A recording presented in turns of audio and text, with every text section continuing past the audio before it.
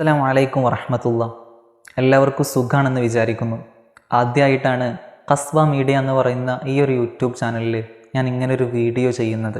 തുടക്കം എന്ന നിലക്ക് സ്വലാത്തുൽ ഫാത്തിഹയിലൂടെ നമുക്ക് ആരംഭിക്കാം.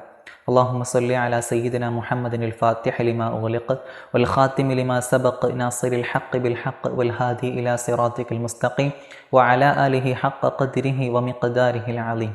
അല്ലാഹു തആല നമ്മുടെ സ്വലാത്തുകളൊക്കെ നബി കരീം സല്ലല്ലാഹു അലൈഹി വസല്ലമ തങ്ങളുടെ ഹളറത്തിലേക്ക് എത്തിക്കട്ടെ.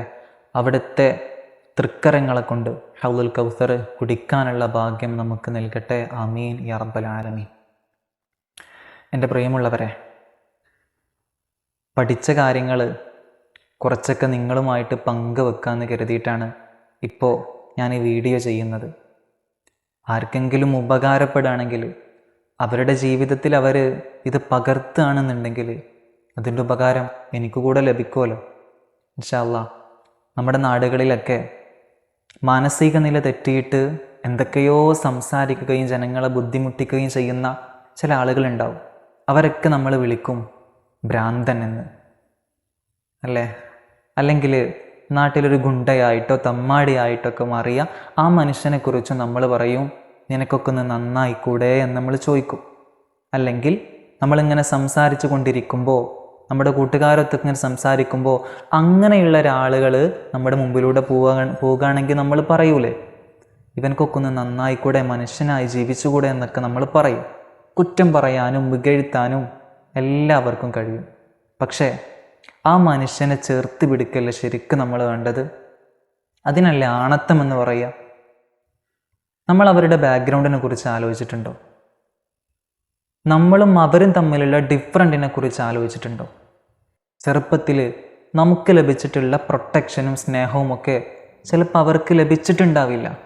അഡോൾഫ് ഹിറ്റ്ലർ എന്ന ലോകം കണ്ട ഏറ്റവും വലിയ കൂട്ടക്കൊല നടത്തിയ ആ മനുഷ്യനും ചിലതൊക്കെ നമ്മോട് പറയാനുണ്ടാവും.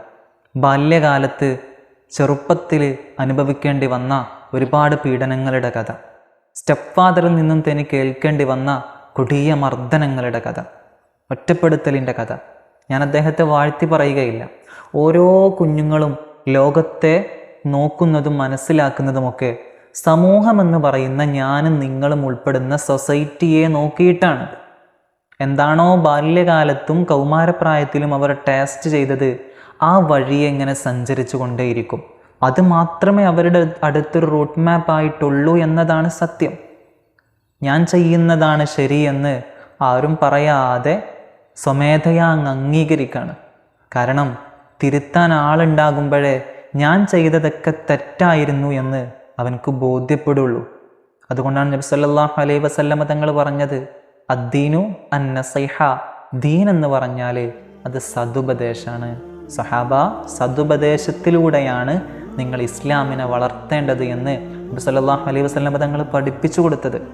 അപരൻ്റെ മാംസത്തെ കൊത്തി വലിക്കുന്നതിനേക്കാൾ വേദനയാണ് ആ മനുഷ്യർക്ക് തൻ്റെ രഹസ്യങ്ങളൊക്കെ പരസ്യമാകാണല്ലോ എന്നറിയുമ്പോൾ ഉണ്ടാകുന്ന വേദന. ഭൗതികതയുടെ അപ്പോസ്തലങ്ങൾ കീഴടക്കിയ പണ്ഡിതരും ചരിത്രകാരന്മാരൊക്കെ ഉമറുൽ ഫാറൂഖ് റളിയല്ലാഹു അൻഹുവിനെ ഇത്രത്തോളം ഇങ്ങനെ എഴുതി വെച്ചിട്ടുണ്ട് എങ്കിൽ ആ ഉമർ തങ്ങളുടെ ജീവിതം എത്ര സുന്ദരമായിരിക്കില്ലേ. A single spiritual dominion and 20 physical kingdoms. 20ഓളം രാഷ്ട്രങ്ങളെ ആത്മീയതയിലൂടെ കൊണ്ടു നടന്ന ഏക ചക്രവർത്തി എന്ന് ഭൗതികവാദികൾ പോലും എഴുതിയിട്ടുണ്ടെങ്കിൽ അവിടുന്ന് ഒരുപാട് സ്വാധീനം അവിടുത്തെ ഭരണീയർക്ക് ഉണ്ടായിട്ടുണ്ടാവും. ചരിത്രം ഇങ്ങനെ വായിക്കുമ്പോൾ ഒരിക്കൽ ഉമർ റളിയല്ലാഹു അൻഹു തൻ്റെ നാട്ടിലൂടെ ഇങ്ങനെ സഞ്ചരിക്കുകയാണ്. രാത്രിയാണ്. അപ്പോൾ പുതുതായിട്ട് ഇസ്ലാമിലേക്ക് കടന്നു വന്നൊരു വ്യക്തി അവിടെ നിന്ന് ഇങ്ങനെ ആരും കാണാതെ കള്ളു കുടിക്കുന്നുണ്ട്. ഈ കള്ളു കുടിക്കുന്ന രംഗം കണ്ടപ്പോൾ ഉമർ തങ്ങൾക്ക് വല്ലാതെ മനസ്സ് വേദനിച്ചു. അവിടെ നിന്നൊന്നും പറയാതെ ഇങ്ങനെ പോവാണ്. കള്ളു കുടിച്ച ആളോട് പറഞ്ഞിട്ട് എന്താ കാര്യം? ഒന്നും പറയാതെ ഇങ്ങനെ ഉമർ റളിയല്ലാഹു അൻഹു പള്ളിയിലേക്ക് പോവുകയാണ്. അങ്ങനെ ഒരു വെള്ളിയാഴ്ച ദിവസം ഖുതുബൊക്കെ കഴിഞ്ഞ് ഉമർ തങ്ങൾ ഇങ്ങനെ നോക്കുമ്പോൾ സദസ്സിൽ ആ മനുഷ്യനുണ്ട്. അങ്ങനെ ആ ജനമധ്യത്തിലൂടെ വിരൽ ചൂണ്ടിയിട്ട് ആ മനുഷ്യൻ ഇങ്ങനെ തൻ്റെ അടുത്തേക്ക് വിളിക്കാണ്.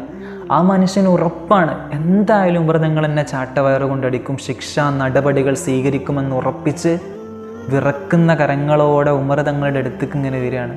അപ്പോൾ ഉമർ റളിയല്ലാഹു അൻഹു ആ മനുഷ്യൻ്റെ കാതിലിങ്ങനെ പറഞ്ഞെടുത്തു, ഞാൻ അതാരോടും പറഞ്ഞിട്ടില്ല കേട്ടോ, ഈ കള്ള് കുടിച്ച വിവരം ഞാൻ ആരോടും പറഞ്ഞിട്ടില്ല കേട്ടോ, ഇനി നീ കുടിക്കരുതെന്ന് പറഞ്ഞു. ആ മനുഷ്യന് അത്ഭുതമായി. സന്തോഷത്തോടെ കണ്ണീരോടെ ആ മനുഷ്യന് ഉപരതങ്ങൾക്ക് വാക്കൊടുത്തു, ഇനി ഞാനൊരിക്കലും കള്ള് കുടിക്കൂല. ഇതാണ് സൈക്കോളജിക്കൽ മെത്തേഡ് എന്ന് പറഞ്ഞാൽ. ഇത്തരത്തിലുള്ള രീതിയിലാണ് നാം സമൂഹത്തെ സമീപിക്കേണ്ടത്. അല്ലെങ്കിൽ ഇത്തരത്തിൽ ഒരുപാട് ദുരിതങ്ങളും പ്രശ്നങ്ങളുമൊക്കെ അനുഭവിച്ചുകൊണ്ട് ജീവിതം മടുത്ത് നിൽക്കുന്ന ആളുകളിലേക്ക് ഒരിക്കലും ആക്ഷേപത്തിൻ്റെ വാക്കുകൊണ്ട് നാം ഇറങ്ങി ചെല്ലരുത്. ചിലപ്പോഴൊക്കെ ശിക്ഷിക്കുന്നതിനേക്കാൾ ഉത്തമം ഉത്ബോധനത്തിനുണ്ട്. അസ്സലാമു അലൈക്കും വറഹ്മത്തുള്ളാഹി.